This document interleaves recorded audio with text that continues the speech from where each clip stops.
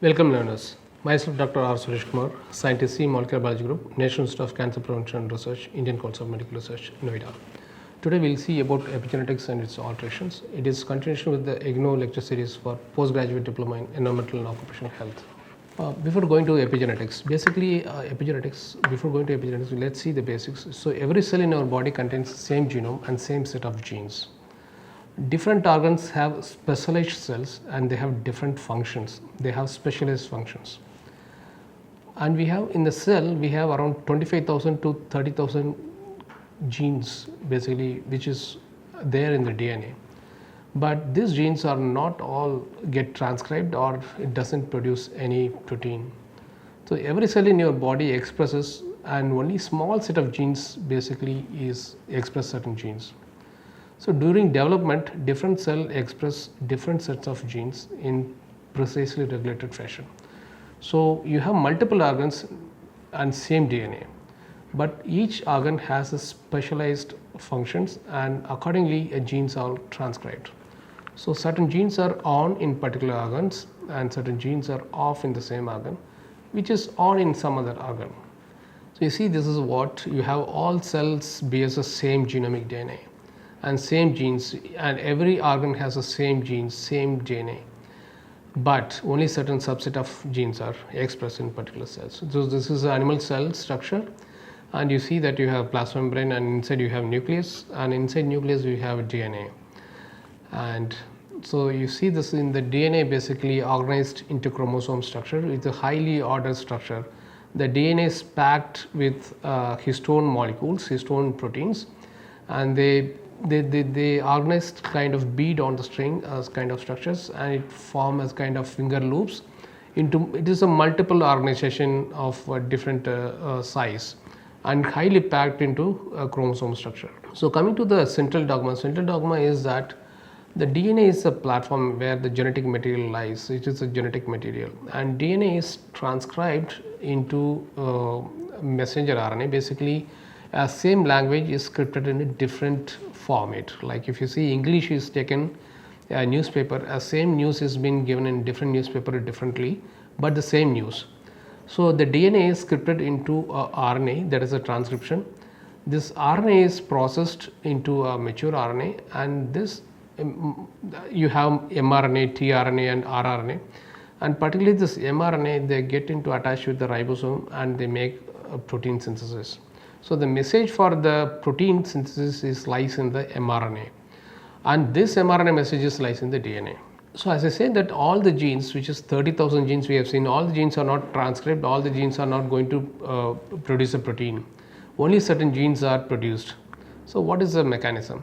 So at every step you have a regulation control. So different levels of regulation happens there in the eukaryotic gene expression. When you have DNA to RNA, there is a transcriptional control. From RNA transcript to final process, again processing control. From nucleus, when it goes to cytoplasm, that is transport control. Then mRNA that binds with the protein, that again translational control. So at every stage you have control process which actually controls a gene expression.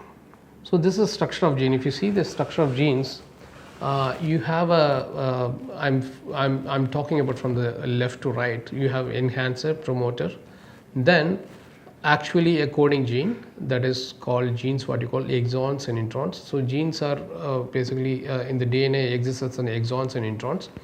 The introns are intervening sequences, and the exons are the one which has a message for the protein synthesis. So there is the arrow which is called transcription start site.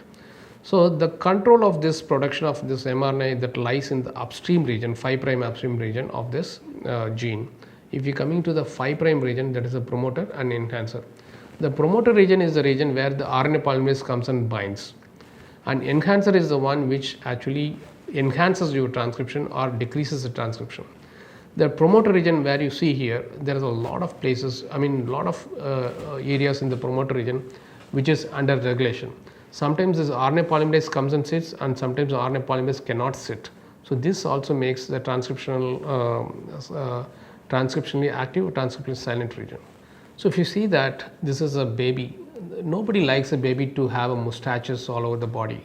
So baby has to have a baby, but the baby has the same gene as adult has. So all the babies have the same gene. Why it is not having mustache? Basically, a gene which is meant for mustaches are suppressed at the infant age. When it comes to the adult age, this secondary sexual character appears. So that means the secondary sexual characters are silenced. The silencing is how? That's where epigenetic comes. So these are the different example, though this is not example of exact epigenetics, but it's for understanding purpose. A healthy baby has to express genes for infant age, but however certain babies they prematurely age, that is called progeria disease, that is aging abnormality. So there is when there is a problem in gene regulation problems, then this kind of disease state appears. So progeria is a premature aging. This is 7 years old boy which appears as a 69-year-old appearance. This is called progeria.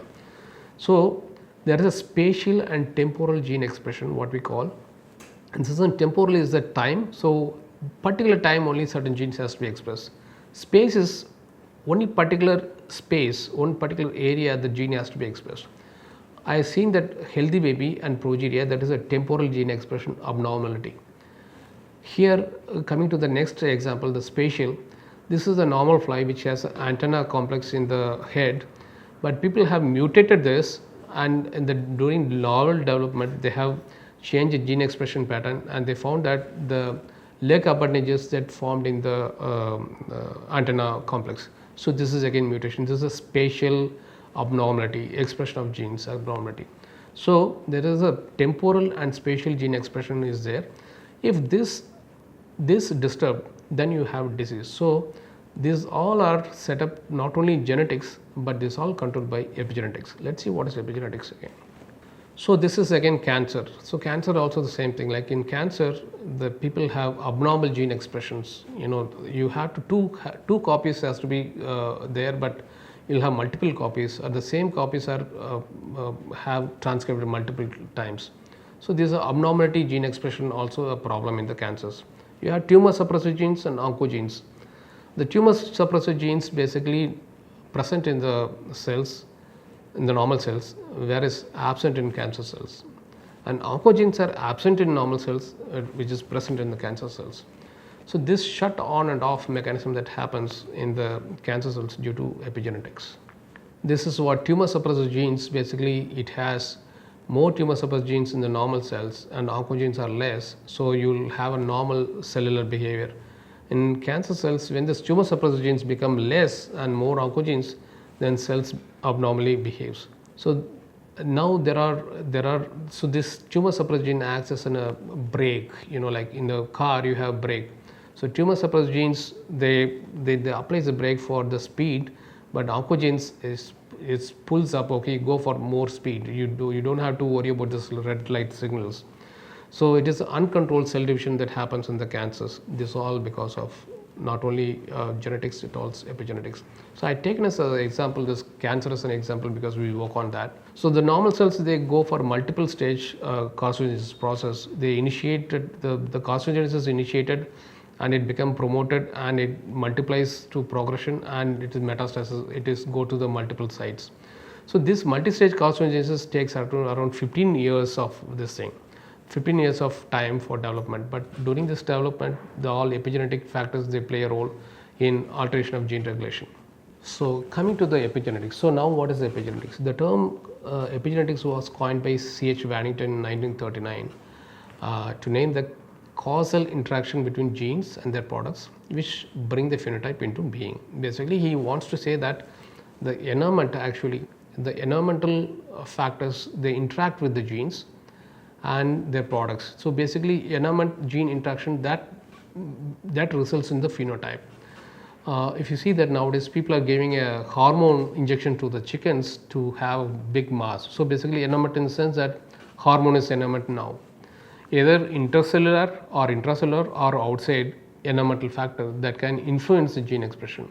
So if you inject a hormone, a particular genes get expressed for muscle cells. So people inject chickens for premature muscle mass development. So this is again environmental influence. So it was later defined as heritable changes in the pattern of gene expression that are mediated by mechanism other than alteration in the primary nucleotide sequence of gene. In simplified, epigenetics is a study of heritable changes in gene expression that occur without altering change in the order of DNA sequence. So the DNA sequence, there is no any alteration in the DNA sequence, but the DNA sequence is modified. One of the nucleotides are modified, either addition of methyl group, or this modification is being altered into different chromatin organizations. Let's see what is the less level. So different types of epigenetic mechanism. One is DNA methylation, histone modification, and non-coding RNAs. These three different mechanisms that play a role in regulation of gene expression. We'll see that one by one what is the DNA methylation, histone modifications. DNA methylations are basically DNA methylations, addition of methyl group in the cytosine, basically that that happens in the DNA. And histone modification is that histones are the DNA is organized into histones. Upon histone modification, they become euchromatin, become heterochromatin, tightly packed chromosomes. So there is a non-coding RNAs are RNAs which also regulate the gene expression. So if you see that DNA methylation pattern during the development itself, single cell becomes zygote at 2 cell stage, 4 cell stage, 8 cell stage. At this cell stage, the 3 cell stage, from 8 cell stage, the 2 cell stage, 4 cell stage, these are totipotent. If you take a single cell, it can form a total two new organisms. But when it surpasses the 4 cell stage, it comes to 8 cell stage, it loses its totipotency. Now each cell destined to form a particular organ, in the sense that each cell are programmed to form a particular organ. So here in each cell a different epigenetic mechanism basically plays a role, and there is a DNMT, there are enzymes called DNMT3A, 3B and DNMT1 that actually forms a particular epigenetic signatures in the DNA that actually destined to form a particular organ. So basically epigenetics is this. So this set of epigenetic patterns should not be altered, they should not be disturbed. If you alter the set of pattern, then you have disease or any kind of abnormality in development. So 5 nucleotides that makes the DNA: adenine, guanine, thymine, cytosine. And if you say that cytosine is modified into 5-methylcytosine, methyl group is added in this. So this is a modification. This is what happens, modification in the DNA. And if you see that this is a normal gene, as I said that you have a gene exon, intron, and you have a transcription start site, and before transcription start site you have promoter region. In promoter region you have a CGs, what you call cytosine followed by guanine regions are there. If the CGs are rich, that is called CPG rich regions. These CPG regions are amenable for methylation modifications. If these CGs are methylated, then transcription factors, what I have written as a TF, the transcription factors cannot come and sit if it is methylated. If transcription factor cannot come and sit, then the transcription won't happen. So the methylation basically silences gene expression, right? So the promoter region where it forms methyl group, this methyl group suppresses the RNA polymerase coming and sitting here by inhibiting some suppressive complex proteins. So coming to how this CpG island has a transcriptional control, as I see in the previous slide, it is basically the CpG rich regions in the promoter region, as well the CG regions which extends up to the first exon region that have a control over the transcription regulations. So these CG regions, if it is methylated, they won't allow the RNA polymerase come and sit, so that you won't have a transcription. So when you don't have transcription, particular protein is not produced. So this way some of the tumor suppressor genes are suppressed in the cancers, and that's how the DNA silencing happens. So this is an abnormality pattern of methylation pattern. So whatever we have seen that there is a methylation pattern which is set in the DNA that has been disturbed. So this is what in cancers new genes get methylated and new genes get demethylated. So this dynamics that changes that causes the cancer. As you see that this is a central dogma, we have seen the DNA and translation, and if you see the right side panel you have a different RNA, and you see that the normal in cancer you find a differential gene expression. You can see that some of the genes are missing by the arrow marks. So these are differentially expressed genes. So this is the cause, some of the genes are silenced in cancers by methylation process. So DNA methylation process, they have many roles. They have a genomic imprinting, exon activation. Basically this DNA methylation is needed for the normal physiology of the cells. many of the X inactivation, one of the X chromosome is inactivated by DNA methylation process, and tissue specific gene expression is by methylation process, sex determination and stem cell. So this is like pluripotent stem cells. When this CG rich regions in the pluripotent stem cells, when they get methylated, they become unipotent. So on the right side you have CG, the red color circles that shows that this is a methylated. Once if it is methylated, this is a particular cell type. And this is a particular cell type. If you disturb this methylation pattern, this cell type become a disease state. So in cancers they have deletion mutation, this is what they say. But in addition to deletion mutation of genes, methylation also one of the role for playing the carcinogenesis process. So we have many of the genes in the cancers identified which has a role in methylation. I mean which have been silenced by methylation, and DNA repair process, hormone response, vitamin response. These are the many genes which has been identified to be silenced by methylation process. And how this methylation has been happened? There are environmental chemicals, basically they induces methylation. There is a high arsenic contamination, cadmium contamination, nickel contamination, chromium. These are the contaminations. Those people who are exposed to this kind of contamination, they do get some of the genes get methylated and silenced. So because of this silencing of this due to this environmental pollutants, you do get diseases. These have been examples for environmentally induced methylation patterns. Now coming to the histone modulations, you know histones are the proteins which are H1, H2A, H3, H4. These are the 4 proteins. They are bound by DNA. This is a DNA actually wrapped around these histone proteins and form the chromatin structure. This binding is basically necessary for gene expression as well compact organization of the genes. So if you see that histone modulations, the histone is a protein basically. All the proteins get post-translational modulations. So post-translational modulation actually regulates the gene expression. Particularly H3 histone, they have some modulations like methylation, again protein methylation. This is a protein, not a DNA methylation. This is a protein methylation or acetylation of histone tails. They regulate gene expression. There are H3K4, the histone 3 and lysine 4 methylation, that is basically permissive transcription. But when this methylation become reduced, they become suppressive methylation. So like that there are some modulations, different modulations, they have different roles of methylation. I mean transcriptionally permissive, transcriptionally suppressive histone modulations. So this is what these are the compaction of histone molecules. When you have methylated histones or isolated histones, you find that euchromatin to heterochromatin structures in the down side of this template. So this is a euchromatin heterochromatin. How when you have histone modulations happen by acetylation or methylation, this interchange of euchromatin and heterochromatin happens. So there is another thing, acetylation. Acetylation removes the positive charge on the histones, results in repulsion. Basically DNA and protein, they bond by because of negative because of their opposite charges. But when this acetylation in the histones happens, it become negative. So DNA is also negative, histone also become negative, then they repel each together. So they won't bind tightly. So histone and DNA, when they are not binding tightly, that forms a transcriptionally permissible environment. So this acetylation basically induces transcription. Deacetylation basically silences transcription. So this is what happens when the acetylation is there. Then when there is the deacetylation, you have heterochromatin behavior in the histones. So this is what happens: euchromatin state to condensed chromatin state. So in the cancers, it can be euchromatin become heterochromatin or heterochromatin become euchromatin. So this is what happens, but this is coordinated function of DNA methylation and histone modulations. So coming to the non-coding RNA. Non-coding RNAs are RNA which doesn't code for anything. They doesn't code for any protein or something. They just exist as an RNA.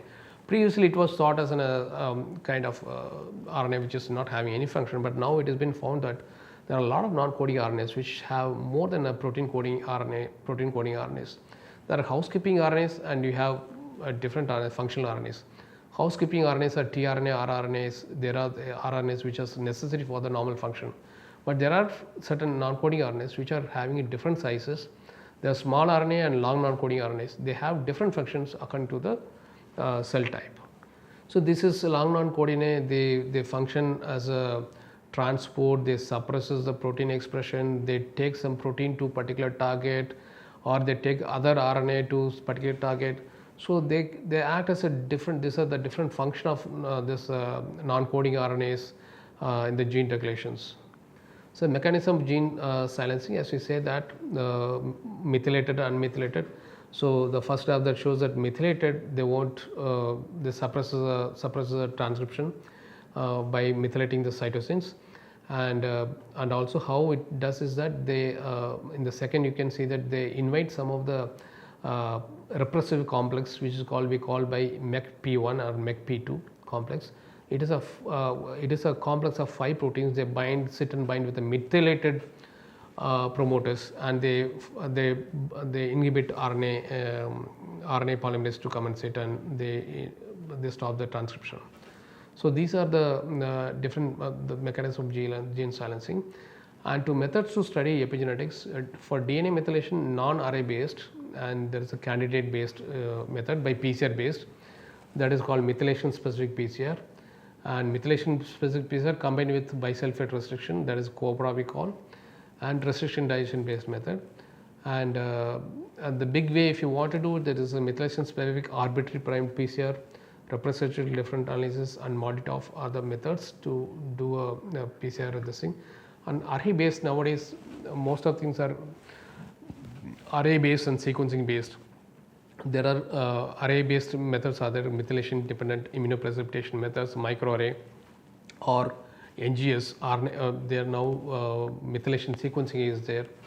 So bisulfate sequencing, there are many methods are there to find out, and chromatin modulations can be done by immunoprecipitation methods. So this is a this is a methylation specific PCR. I'll just tell about 2-3 methods how you study the DNA methylation. If you want to study whether particular gene is methylated or not, so what will you do that? So first we do that, we take a DNA and we do sodium bisulfate treatment.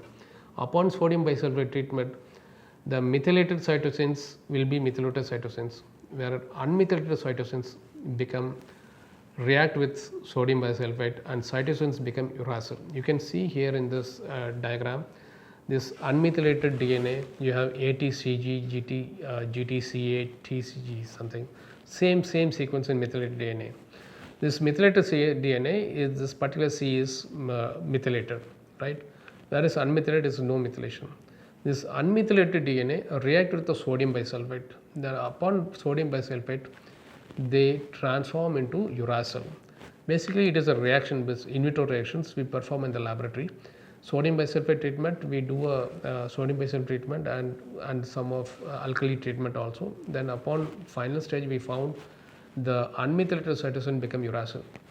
So we design a primer for methylated specific primer and unmethylated specific primer. Then we do the PCR. So coming to this methylation specific PCR, as I said that before, that after bisulfate treatment, the methylated cytosins become, it won't change into anywhere, but unmethylated cytosine become uracil. So now we set a PCR. So according to this changed nucleotide, we design a primer. So you can see this picture here, unmethylated cytosine and methylated cytosine, we have different primers and different temperature profiles for PCR. And down the lane, if you see that the agar gel pattern in which that particular sample, say sample number 1, you have unmethylated and methylated. In unmethylated only you get a band, whereas in methylated you didn't get a band. So this means that both the alleles are found to be unmethylated. So you don't have methylation in this particular sample. So you can say that any patient sample you can receive and you can analyze particular gene methylation pattern. So same in the second sample, you see that unmethylated also you get a band, and methylation also you have a band. That means that one allele is unmethylated and another allele is methylated. And if you come to sample 5, you find only methylated band. In that sense, both the alleles are methylated in this case. So both the genes are silenced by methylation pattern. So this way you can find out what is the role of methylation in this. So why we have to study methylation is that if you have a methylation is a reversible modification. basically in the disease state, or if something, you can reverse by some drugs are available which you can reverse this methylation for the time being. It can reverse this, like tumor suppressed genes, you can reactivate the tumor suppressed genes for the time being, and you can find out a cure or something. People are developing this methylation inhibitors, and there are methylation reactivation medicines are being under investigation for the translational part of this epigenetics. So next is how you study the histone modifications. How I will study histone modifications. We see that previously how DNA methylation has been studied by methylation specific PCR. Now we do histone modification. Histone modification basically how you study by chromatin immunoprecipitation technique. It is called CHIP assay we call. CHIP assay basically, if you see that the first box I have DNA is there, you take a genomic DNA, and basically when you isolate DNA, you have to isolate DNA in such a way that your DNA and protein interactions won't get harmed. So when you isolate your cells, we actually we fix the cells in formaldehyde so that the DNA protein interaction won't get disturbed. So once the fixation has been done, then we isolate DNA, then wherever the protein is bound, it has been intact. So now we put a restriction enzyme or physical shearing to fragment the DNA, the second box. When you fragment the DNA, you have multiple fragments of DNA being there, and the protein of interest, say like your protein of interest. So I have antibody against this particular protein, and I'll put an antibody against this particular protein, and wherever this protein is bound, so only those regions are bound by antibody, and I immunoprecipitate. Though this particular antibody is magnetic labeled, so that I can pull down with a magnetic precipitation. Once it is pulled down, I reverse cross link so that the protein is being removed. So whatever the DNA element which has been bound by this protein can be sequenced, and you can find out which regions are bound by this protein. Now, as I say that histone molecules are post-translational modification, they have post-translational modifications like H3K4 trimethylation. So I'll have a antibody against H3K4 trimethylation. I have antibody for H3K27 methylation. I have acetylation, and I have a antibody against particular area. So that way you can put these antibodies and you can immunoprecipitate and look for the regions which has been bound by this kind of modulations. So in this way you can find out a genomic landscape, what are the proteins what are the genes have been regulated by this histone modulations. So again, you have histone modulations, you have a lot of medicines have come up now, you can reverse this histone modulations. So once you get this basic idea of that, what is the role of this histone modulations, you can really look for some of the advantages for therapeutic purpose or any methods. So these kind of things are always possible in any kind of applications in other also. So non-coding RNA, basically I say that non-coding RNA basically you can do by real-time PCR based method, like again it's a PCR based method which I am not going to tell here. So you can have a PCR based method or RNA sequencing based methods which can isolate RNA and do a RNA sequencing, and you can find out what are the RNAs have been differentially expressed. So one can find out what are the long non-coding RNA differentially expressed in particular disease state, and you can see that what is the role of that. So summarizing all this is epigenetic, basically epigenetic traits are heritable phenotypes resulting from changes in chromosome that do not involve changes in DNA sequence. So the scientific and medical interest in epigenetics has increased dramatically in recent years due to pathogenesis caused by environmental factors, lifestyle changes like tobacco smoke. Chronic tobacco smoke, people have different epigenetic changes. People who are consuming pollutant water, they have different diseases due to, and that is induced by epigenetic factors. So three prominent epigenetic mechanisms that involves DNA methylation and histone modulations and altered non-coding RNA expressions. DNA methylation, methylation at cytosine of promoter region causes gene silencing, and histone modifications, acetylation relaxes chromatin, and methylation also has a role in histone modifications, and deacetylation suppresses gene expression. Histone H3, K4, K9, K27 are hotspots for modification that are regulated by specific modulators.